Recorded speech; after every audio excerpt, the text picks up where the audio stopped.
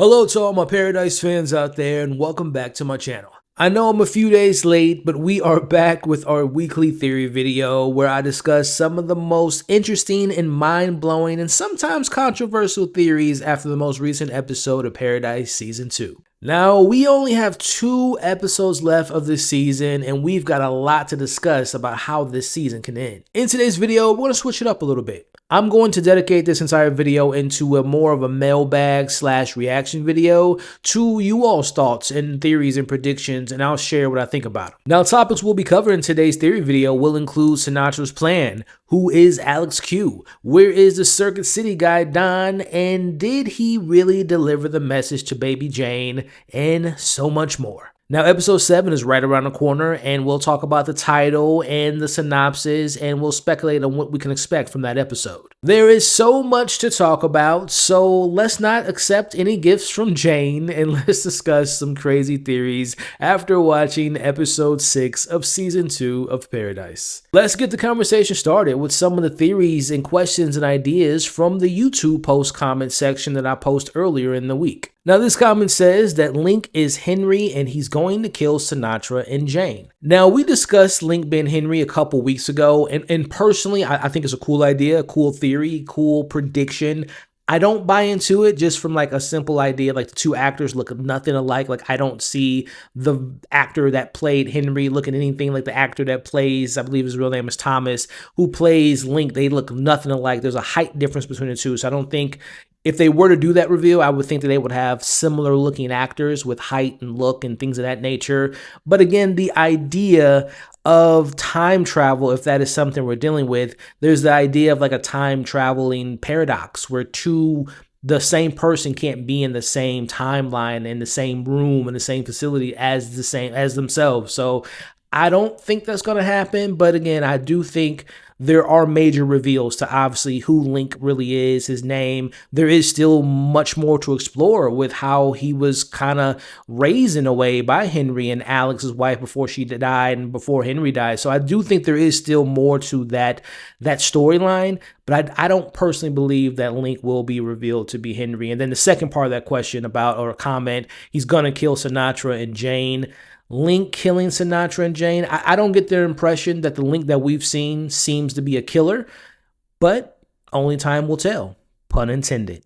Our next comment says that I think Alex is a predictive AI that will turn out to have set the timeline in motion and cause the caldera explosion early in the timeline to assure its plan. Similar to another comment's mention of the director from Traveler. Someone else does mention that later in this video that we'll talk about. I haven't watched it, but I have to check it out because it's mentioned a few times. But the first part of the comment here, I think we're all, for the most part, I won't speak for everyone, but I think a lot of us believe that Alex is some type of AI quantum machine that can predict the future, present, past, and kind of, again, the idea of entanglement and superposition of being a particle existing in 2 different timelines at the same time. So I think we're all in that boat. Now, as this commenter says in regards to it being an AI device that has set things in motion, I think episode 6 with us meeting Don, him getting that message from Alex Q, and obviously going to Jane's mom and setting her path of her being a killer, which is a big topic that we'll talk about later. But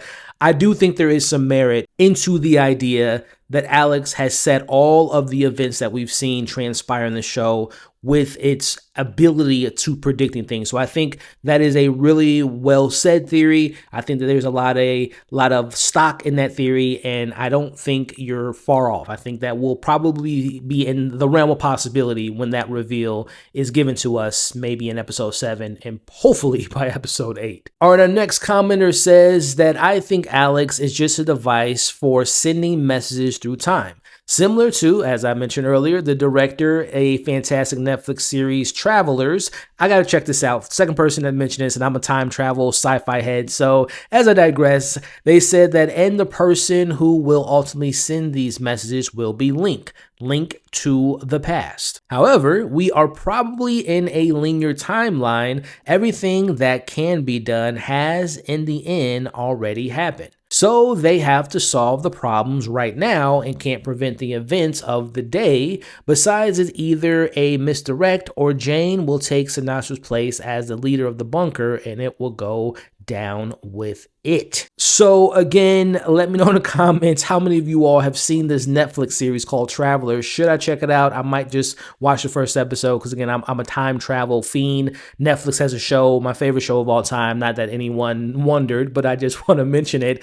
Dark on Netflix is my favorite show of all time. And if you are a science fiction fanatic, a time travel fanatic, it is the greatest time travel story I have ever seen. But getting back on topic here to address these comments, again, we're talking about Alex being a device that has something to do with time, but this person saying they have the ability to just sending messages through time, and the messenger happens to be Link. I do feel as though we will get a major reveal that it will be someone, as we'll talk about later, that has been sending these messages to different people at certain points in time.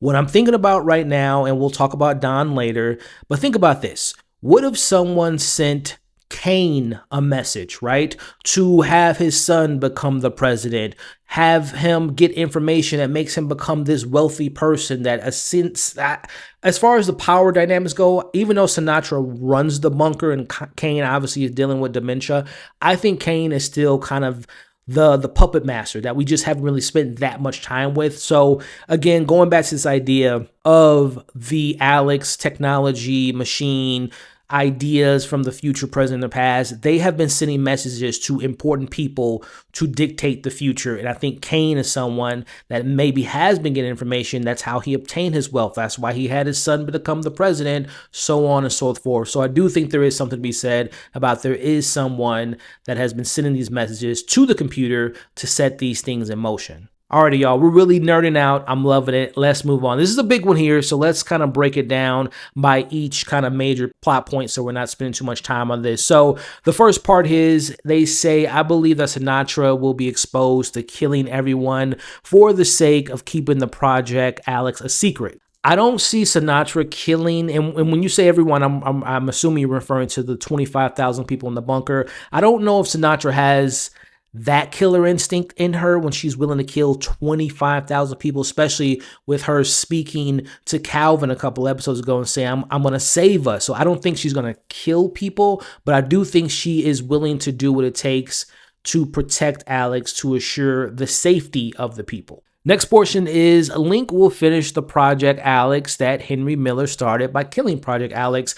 I don't think that's much of a stretch. I think they mentioned that in episode 1 when Griner and Link were talking and he said, you want to kill Alex. So I think you're totally right in that because the show has already proven that that's kind of the mission that he's on. Next, they say Gary will get killed by the militia group. I hope so. Moving on to the next part of the comment. Xavier, Terry, Bean, and Annie's baby girl will return on the train to the bunker in Denver, Colorado. I hope that is the case. I think we can all anticipate the reunion that we got at the episode 6 and them going on to the bunker in episode 7. Next, they say Link will finally meet his baby girl and Xavier.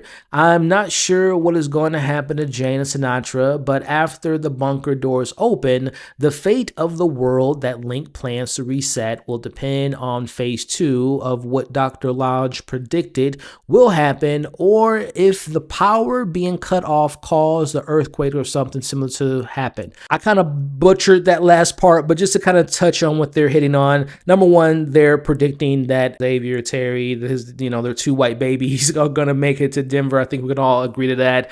Link meeting his baby will be an emotional moment because obviously that ties to Annie.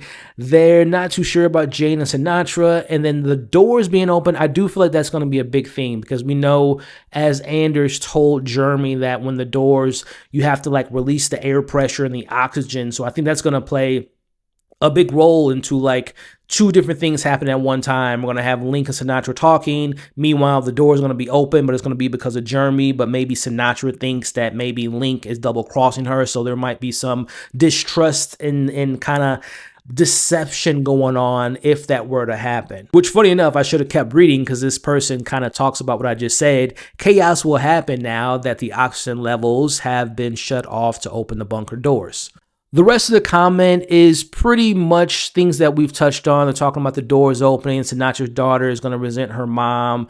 The bracelets of the residents will be shut down. And this sounds like more of like a episode 8 finale type of situation. Her last sentence is, she will be happy that her friends are free from the prison cell. I'm assuming they're referring to Sinatra's daughter and Presley. Jeremy, Anders, Nicole, and Dr. Gabriella will take charge in assisting Link in resetting the world. So again, more of a big picture theory prediction that they just shared with us of what they think will happen in the season finale. Next comment here are kind of two of the same, so we'll just kind of combine them. They basically are saying that they believe that a slice of pie is a secret message, similar to I Need a Breath Mint that Sinatra said to get rid of someone. And the next comment is a very similar thing, that a slice of pie is the message that Alex said to deliver to her to stop her. If Link helped Bill Alex, he would know that's message. So again, kind of different, but the same thing. And if you watch my breakdown of episode 6, I kind of alluded to this similar theory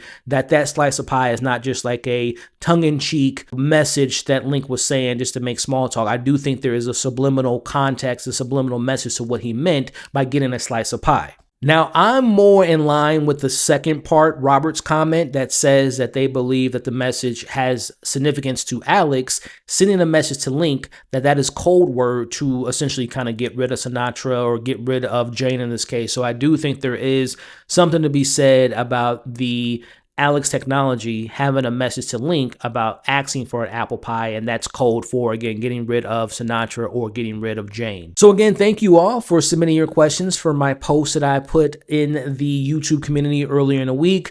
We're going to now transition into some of the comics from my episode 6 breakdown in the comments section, and let's talk about Alex Q and what it could be, and let's talk about the message from 1997, starting with this comment here. What if Alex is the ultimate source of Sinatra's wealth? Like she was contacted by Alex with information that will fuel her business ventures. Now, this is, I guess I should have read these earlier. You're getting my live reaction to a lot of these comments, but this was kind of what I was talking about earlier with Kane. What if someone was getting messages from the future and it was kind of like a, you scratch my back, I scratch yours. I'll go through with your plans, but you're going to also help me become a wealthy person. Again, my thought is that's Kane's idea, but then this person saying, what if that was Sinatra? What if Sinatra was given information? That's how she became, wealthy. She sold her company. She built her company, then she sold her company and became one of the most wealthiest people in the world. And obviously we see how much influence she has, becoming the leader essentially of the bunker. Even when Cal, the president, was alive, she was really the most powerful person in the bunker at that time. So I do think this kind of combines my theory with your theory, which is that Alex could have had a helping hand with someone of wealth and power and influence. My thought being Kane, your being Sinatra, and they've been given information that made them wealthy, but at the same time, they have to do things for Alex to assure that their particular timeline is going in the correct path. Man, this is the stuff I love, y'all. Before we move on, if you're at this point in the video, thank you so much. Like, share, comment, consider subscribing, where we're talking Paradise. We're talking Invincible, which just came back. We're covering DTF St. Louis. We're covering The Pit. We got Euphoria coming up. We got The Boys coming up and so much more. So consider subscribing to the channel. Let's move on to reading some more of these awesome theories. All right, our next person says, I think Gabriella sent the message to Don. So very interesting theory, and I love that because we know that she is on a mission to figuring out who Alex is, right? We saw her in episode 3 hear Alex for the first time. We saw her investigation continuing in episode 6 and hearing that name again and understanding that that is a significant name and it means something. So just kind of leaning into your comments here, what if Gabriella eventually finds her way into figuring out what Alex is, whether that is a quantum computer or a quantum machine, and she knows that based on what we saw in episode 6 where she told Jane, I'm coming for Sinatra. What if she now knows what Jane is capable of? She can understand the technology and the capabilities of this device. She typed in the message, she's a killer, stop her. And that was from Gabriella. I like it. I love it. I like it a lot. All right, moving on here, where our next comment says, probably not connected, but 1997 was also the year Cal's dad, who they're referring to Kane, told him he was going into politics instead of being a teacher. Oh my goodness. This is, and I swear to you all, the theory I mentioned about Kane earlier was literally just kind of in the moment, but this comment kind of validates what I was talking about, this idea that there is a connective tissue to Alice Q, to Kane, having information. Look, my son needs to be the president. This is going to happen. This is going to happen for that to happen. So yes, I think that is I think you are right, my friend. I don't think there's a coincidence that Kane told his son to run for president in 1997, which was a pivotal year because we saw that in episode 6. That was the year that Jane was born. That was the year that Don got the message. I think we are cooking with some grease. Next commenter says that I think Alex Q is UI from the dying woman Alex. So in essence, she was uploaded. So the idea being that Alex, who we met briefly, Henry's wife, who he took her life because she was dying and he knew he was going to be dying and he was the one taking care of his wife. So he's dead. No one's going to take care of her. So it was kind of a mercy kill. But nonetheless, the idea that her consciousness, her brain waves was implemented, uploaded into Alex Q. I like that idea. My question would be, who followed through with that? Who was the one that found their bodies and who knew to take the body, her consciousness, and implement it, or say upload it into the system? One person you would probably say would be Link, right? Because he knew how important the project was. It was Henry's life project, his life work. But then why would he kill, now I'm just questioning myself, why would he want this machine to be killed unless he knows that the way Sinatra's using it is it how it was intended to be? So I guess Link could have been someone that uploaded her consciousness and her brain waves. It could have been Sinatra, after the job was done by Billy. So there's some meat on that bone. What do you all think? Do you think Alex Q, the human version of Alex, their consciousness, their mind was uploaded into the machine, and they're the ones that have been making these moves that have been changing the past, present, and future? Next person says, I'm wondering if Alex is connected to the one guy's wife, Alex, which we just talked about. I'm curious if this will be a digital copy of Alex's mind or mixed with some kind of quantum machine or AI, and is able to send information through time, realities, etc. So before moving on, that person is pretty much in the same boat as the previous comment, but the rest of the comment says, I was even curious if she even died or was put into a coma for her brain to be used or something. I mean, we don't know. We don't know what happened once Billy left and what Link did. Like, what did Link do? I know Billy told him to leave and run away, but what if he went in the room and that kind of changed the trajectory of his life? He dropped out of school, so on and so forth, or he pursued or completed the work or tried to do something to replicate the work of Henry and Alex. So there could be something to be said about that. Maybe Alex was the true brains behind it, but her illness was what shut her down. I think there's some merit to that. We don't know if she was in business, if she was her husband's not only partner in life, but partner in creating Alex. There's definitely something to be said there.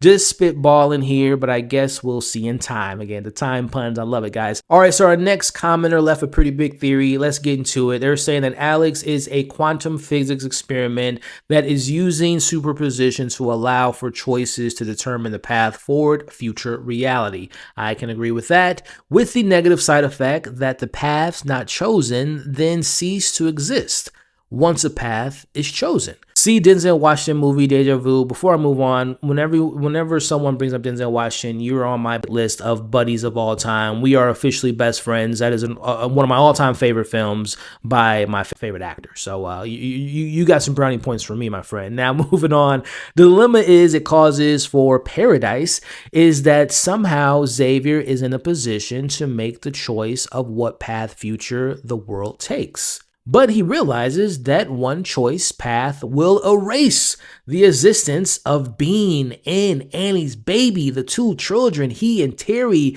are now surrogate parents to. And the other choice path will erase Presley and James, the two children Xavier fathered with Terry. What choice will he make? How can, I'm sorry guys, how can he make such a choice? My goodness, my goodness.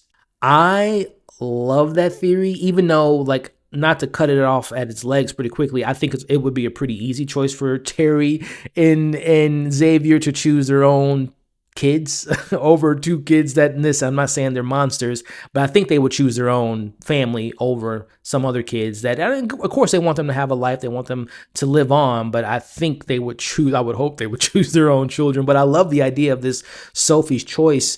And it may, you know, I love this idea, but maybe taking out my thought process of what you're kind of getting at here. I don't think Annie and Link were supposed to have a kid, right? So this idea, and this is kind of where my nerd brain is kind of directly going to for some reason, so bear with me here. Avengers Doomsday. If you guys have been following the MCU and some of the marketing that they've been doing, they've been focusing on the kids. And my thought process is, and this is, we're really getting nerdy and getting into it, Doom is said to be looking for Steve Rogers, Captain America, because he's messing up different timelines. And with Steve Rogers, in a timeline that he doesn't belong, he had a child with Peggy, and that is like a paradox. That is like a fixed point. They're not supposed to have a kid in a timeline because he doesn't belong in that timeline. So essentially, he doesn't supposed to exist. And there's other characters in the MCU, whether it be Wanda's kids and other, you know, Thor's kids, you know, from Eternity. It's like, you know, if you guys know what I'm talking about. If you know, if you know, I'm probably speaking Russian if you don't follow the MCU. But nonetheless, what I'm getting at is, I feel like the importance of Link is he doesn't belong in our timeline or in this timeline of paradise, and him having a child with Annie is a fixed point. It's a paradox. So Annie's child doesn't belong in this timeline. So I think the idea of Xavier making a choice, do I give this kid that doesn't supposed to belong here a choice to live on and become, I do think Annie's daughter will be very important to the future into season 3. But the idea of, what if taking Xavier and Terry's, we're really getting nerdy here, by the way, taking Terry's and Xavier's kid off the table, but choosing between Annie's baby and Bean. Now, Bean doesn't have much of significance right now. We just know where he came from. His parents were drug addicts or whatnot, but we're assuming those were his parents. What if it is a situation where they found a kid at the front door and they saw the kid as a way of getting means of drugs and alcohol, right? So they have, Bean isn't really their kid, but Bean is important. Maybe Bean is a future. I know some people mention maybe Bean, every kid in this show that's a boy, whether it's baby Calvin or Dylan, Sinatra's son, or in this case, Bean is Link. So what if Bean is more important than we initially thought, besides Terry taking care of him and becoming her mother? So what if the choice boils down to Xavier has to choose between saving Bean's life and having him exist in this timeline, even though he doesn't supposed to, because, again, going with my theory that he's Link, or that Annie's baby, who doesn't have a name right now, which I think is on purpose, let them live. So we just got geeky. We just got nerdy. I'm going to get a drink of water, and I'm going to let you all think about that for a minute. And we are back. I love these theories. I love these comments. We're going to wrap it up here with these last few, and we're going to focus on episode 6 main character, which was Jane. And let's talk about Don, the Circuit City employee. This is going to be fun because I really like where you guys' heads were at. So the first one says, I think that the she in the she can be stopped is actually Sinatra, and Jane can stop her. Listen to what Don said to Jane's mom, and we'll dissect it afterwards. Listen to me. She's a killer. Security. Not now, but she will be. But she can be stopped. Sir. She can be stopped when it matters. Security. Hey, I have a message for that baby. I have a message for that little girl. She can be stopped. So, what do you all think? I was assuming, I was under the assumption that the baby he was referring to be stopped he was talking to Jane's mom, that she can be stopped. But no, if you pay attention to how he said it, she can be stopped. I have a message for this baby, which is kind of crazy to say that to a child. Like a baby wouldn't know what he's saying, but you would hope that the mom would relay that message. But we know that the mom hated her baby. But nonetheless, I have a message for that baby.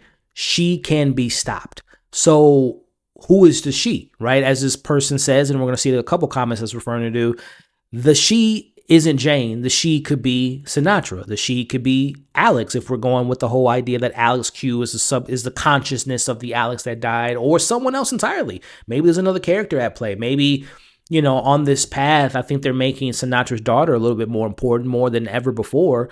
Maybe she's going to go down a dark path. Maybe she's going to be a much more eviler version than her mother. So maybe she needs to be stopped. Hell, maybe Presley needs to be stopped. Maybe Robinson needs to be stopped. Maybe Gabriella, right? There are so many female, Terry, there's so many she's that this could be referring to. So I love this other interpretation that you all have been bringing up to my attention, and we'll talk about some others here. So what do you all think? Was she Jane, or was she Jane? You need to stop this she. They can be stopped.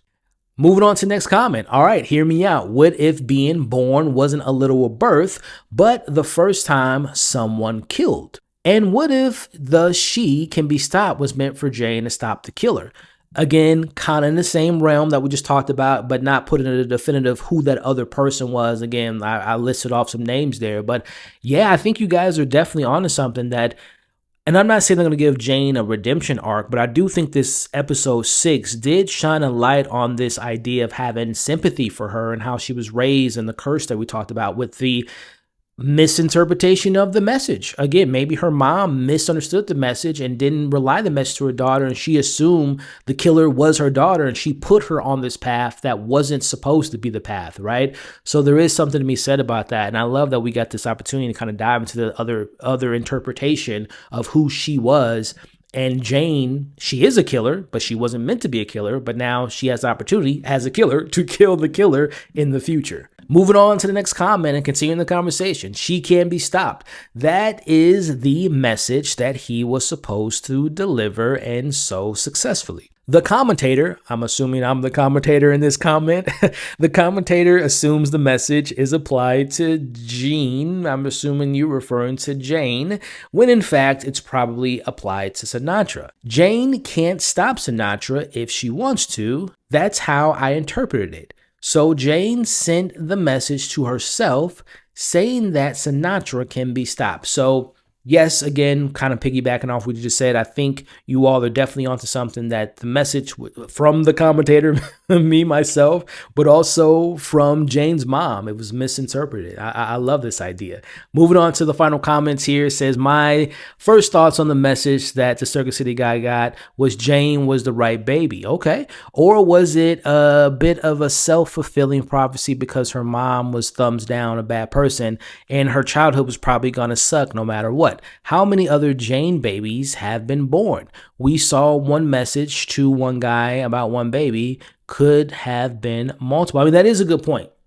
I mean, my boy Dom was just like first baby out of the hospital. I don't know how long he was sitting there, but he hit the jackpot. At least he thinks he did. Like, 1201, name is Jay. I don't think they mentioned the baby's name, or he didn't know what the baby's name was going to be. And in the message, it didn't say the baby's name is Jane. But yeah, this idea that what if he got it wrong, right? What if we go back to that scene in the finale and we see another mother, parent, or family, because we saw Jane's mom was alone. But what if we see this family, this happy family, coming out of the hospital with their firstborn child, and that's the killer? And I'm just trying to think in my head who's in a similar age range as Jane. Yeah, that's kind of, we don't know if Don got it right. My man's a genius working at Circuit City, but maybe he got it wrong. Maybe he sent a message to the wrong person. Moving on, we have, I wonder if Jane will eventually threaten Sinatra's daughter because she's becoming attached, obsessed with Sinatra. That's an interesting theory. There was a moment where we saw Jane observing Sinatra's daughter hugging her Sinatra, and there seemed to be, that triggered a memory, right? So it kind of was a moment for her to reflect on, like, I wish I had that love. And I said it in my breakdown, Sinatra gifted Jane the Nintendo Switch, and then her daughter came in and talked to her. It was like she was speaking to two daughters, right? She has to protect Jane for she doesn't kill her and go crazy, but then she has to protect her own blood child. So there is something to be said that when Jane gets that attention from a Stacy, from a Sinatra, she really pours into them, because we know that she was born in a home of hate and her mother didn't love her. So she takes any of these moments with powerful women in her life as like motherly figures. So maybe she will want to get her Sinatra's daughter out of the picture. I think there's some merit to that for sure. And last but not least, Don is alive in present day, and he will deliver the message when it matters at the climax of the story. I like that. Is he in a bunker? Has he been outside? Has the Alex Q told him what to do, what to wait for? I think there's something to be said. I mean, we all miss Don, right? From Circuit City. We all want to know what happened to him. I mean, there's so many questions about episode 6. That's why it's one of my most favorite episodes of this season so far, and probably my favorite thus far, because it answered a lot of questions, but it also presented some really interesting questions that I think will hopefully get answered, if not by the last 2 episodes, but maybe by season 3. And then wrapping up, just some other little fun comments I saw, and then we'll get into next week's episode, or episode 7. Maybe the message means Sinatra's can be stopped, so that kind of goes off of that conversation we just had. And last but not least, the next person says, the only way I think Gary can be a threat to X and Terry is if Gary is able to get Annie's baby.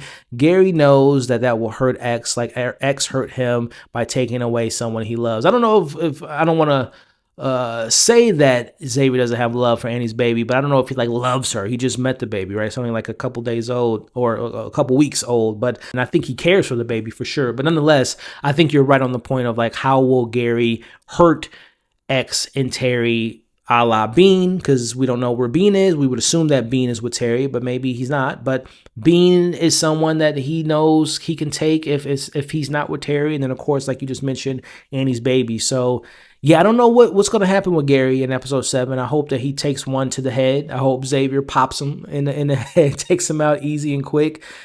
Or maybe he's going to be an ally. I don't know. We'll see what this show has to offer in regards to what's going to happen with Gary in episodes 7, 8, or possibly carrying over to season 3. Alrighty, y'all. Before we head out, let's talk about the next episode. Episode 7, the penultimate episode, which is titled The Final Countdown, and the synopsis reads: Xavier has unfinished business. Meanwhile, Sinatra meets with Link as Paradise prepares for a potential threat. All right, so let's break it down. The first part says Xavier has unfinished business. So I think that kind of goes hand in hand with what we just talked about. I think that unfinished business is Gary. Gary tried to kill Xavier, so I think Xavier has it out for Gary and Terry as well. So I think, now let me know if you all think the unfinished business means something else. It could be a flashback of sorts, or again, let me know if you all think that unfinished business is Gary. Next part says, meanwhile, Sinatra meets with Link. We all know that was the meeting that was set up last week. Now, the next part of this is, as Paradise prepares for a potential threat. So in the meeting, what will be discussed? What does Link want with Sinatra? We all will assume he's going to want to kill Alex. Now, obviously, we know Sinatra doesn't want that, so we're going to have conflict there. But he's also going to want some apple pie, so I'm assuming Jane's going to have something to say about that meeting. Now, will guns go off? Will there be violence? Will there be high tension? Will there be big reveals? We'll have to find out. Now, the next part of Paradise prepares for a potential threat. I believe the threat is probably Link, and or it could be the doors opening, right? We know Jeremy, Anders, and Nicole are underground, and they're going to try to open the doors. So will there be kind of a misunderstanding that Sinatra thinks that Link is double-crossing her and opening the doors, and that being the threat? Or will something happen to Alex? Will someone mess up Alex? Will Gabriella mess it up? Will Jane mess it up? Will Link mess it up? So the threat is never ending when it comes to the bunker. So I'm really curious to know that who or what that potential threat is. Man, that was a lot of fun. With that said, that will conclude this week's theory video and mailbag. I love this show, but more importantly, I love talking about this show with you all. So if you all had a good time as much as I did, let me know by liking this video if you're watching this on YouTube, hyping this video if you're watching this on YouTube, as well as sharing your thoughts, your theories about, when I put this out, we're going to be less than 24 hours from when the episode drops. So let me know your theories for episode 7 and 8.